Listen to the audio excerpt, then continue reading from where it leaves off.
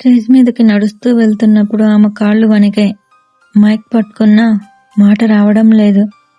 కళ్ళల్లో నీళ్లు నిండిపోయాయి. అప్పుడే హాల్ మధ్యలో నుంచి గట్టిగా ఒక వినిపించింది స్వరం.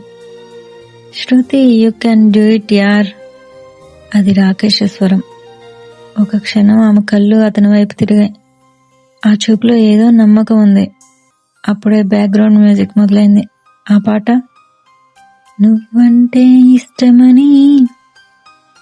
ఆ పదాలు ఆమె మనసుకి సరిగ్గా సరిపోయాయి.